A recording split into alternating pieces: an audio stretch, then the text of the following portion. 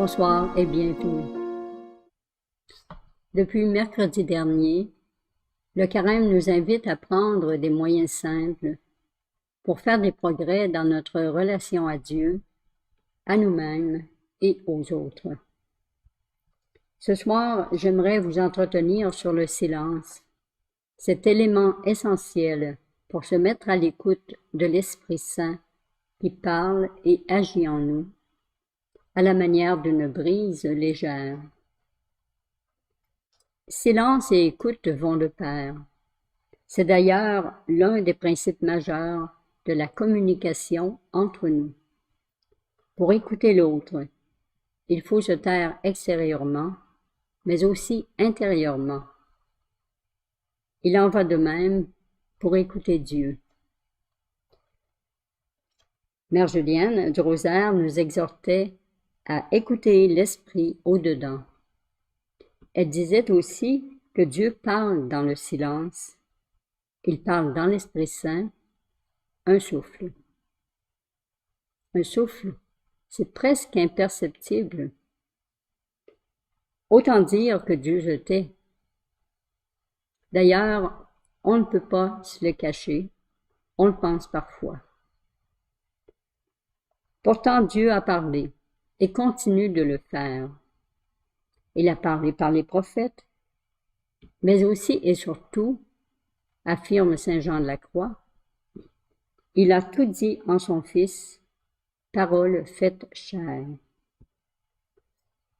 Et le Fils nous a envoyé l'Esprit Saint pour nous enseigner toutes choses et nous rappeler ce qu'il avait dit. Dieu a parlé et il parle encore, mais dans l'Esprit Saint, un souffle. Pour l'entendre, il faut se taire, porter attention, écouter.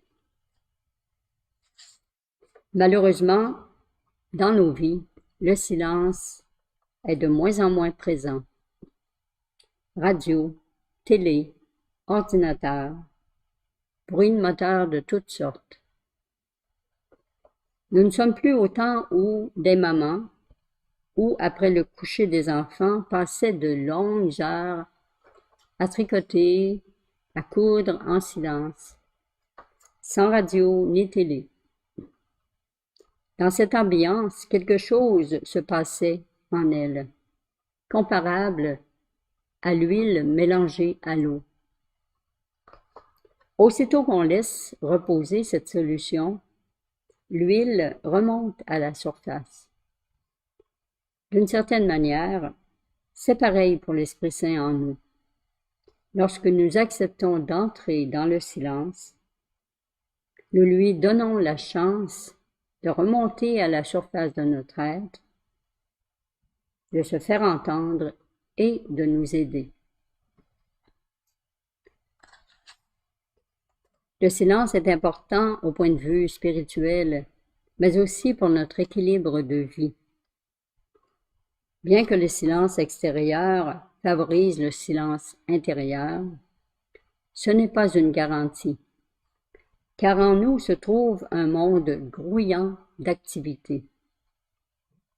La raison qui ne cesse de résonner, les émotions qui nous affectent et parfois nous désorientent, les désirs jamais assouvis qui nous empêchent de vivre satisfaits, l'imagination, cette folle du logis qui nous sort du réel. Il y a aussi la mémoire qui, plus souvent qu'autrement, nous ancre dans le passé, au lieu d'être un appui pour aller de l'avant. Sans oublier cette zone souterraine qu'est l'inconscient, qui influence ce lot d'activités internes, qui se répercute sur notre condition physique et inversement, car la condition physique se répercute aussi sur notre intérieur. C'est tout un monde qui vit en nous, un monde dont nous n'avons pas toujours le contrôle, sans compter nos sens qui sont toujours à l'affût. Le silence est nécessaire pour rejoindre ce lieu en nous où murmure l'Esprit Saint. Mais ce n'est pas évident de le vivre. La première difficulté, c'est le défi de mettre sur pause l'activité de nos facultés. Le meilleur moyen est de les diriger, de canaliser leur énergie, comme on le fait pour les enfants. Par exemple, fixer notre attention sur une parole de Dieu ou un mot qui nous inspire et nous en laisser habiter le cœur. Tourner notre cœur vers Dieu dans un mouvement d'amour et d'adoration. Ou bien utiliser notre imagination pour nous percevoir appuyés sur le cœur de Jésus. Ainsi de suite. Ces moyens nous aident à maîtriser peu à peu nos facultés et apprivoiser le silence. Le combat est normal et toujours à reprendre. C'est comme vouloir acquérir une nouvelle habitude. Une deuxième difficulté est que parfois notre corps est tellement tendu qu'on n'arrive pas à relaxer. Et pourtant, notre corps sait comment se détendre. Demandez-lui de le faire. Vous verrez. Une troisième difficulté est que nous avons peur de faire face à ce que nous pourrions trouver en nous. Colère, tristesse, angoisse, inquiétude, culpabilité. Nous craignons que cet arsenal de sentiments se réveille et nous assaille. Rassurez-vous. Notre intérieur nous dévoile uniquement ce que nous sommes capables de porter. Et s'il arrive qu'un sentiment nous trouble, il y a un moyen qui peut nous aider.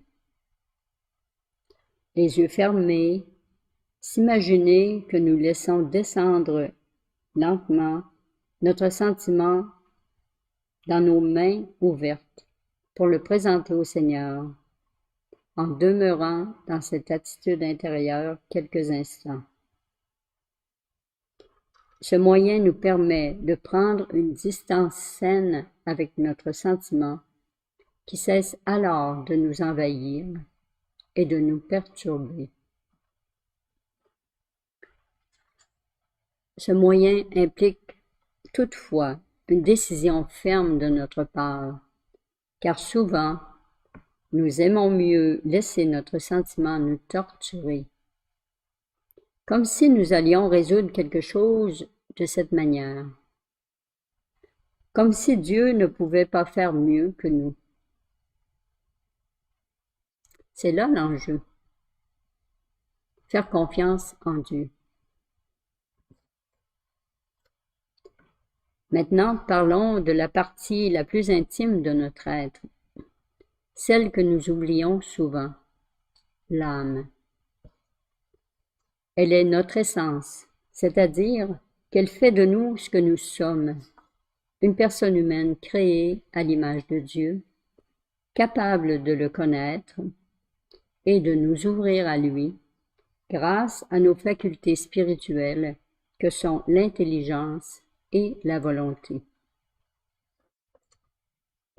Notre âme vient de Dieu. Sa nature est spirituelle et donc immortelle. C'est le principe spirituel en nous. C'est elle qui nous permet d'avoir une vie spirituelle. Unie au corps, qui lui est mortel, l'âme est son principe de vie. C'est elle qui l'anime et permet son fonctionnement. Et c'est au centre de l'âme que Dieu habite en nous. Et pourtant, nous la négligeons jusqu'à oublier parfois que nous avons une âme. L'âme devrait être notre guide, mais Nous persistons à vivre à l'extérieur de nous-mêmes, décentrés, mus par nos passions, nos désirs, nos émotions, nos raisonnements, toujours en fuite du moment présent.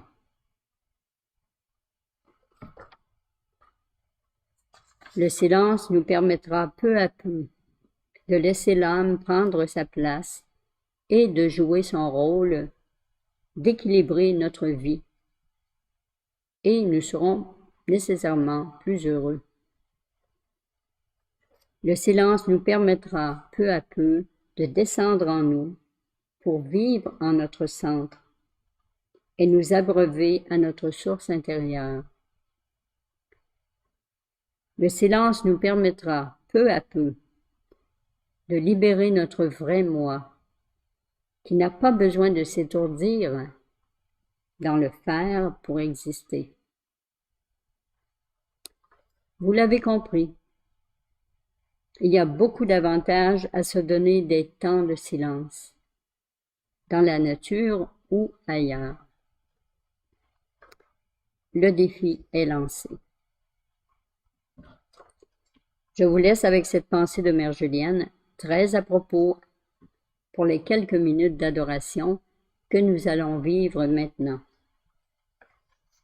L'adoration, c'est le silence de tout l'être devant Dieu.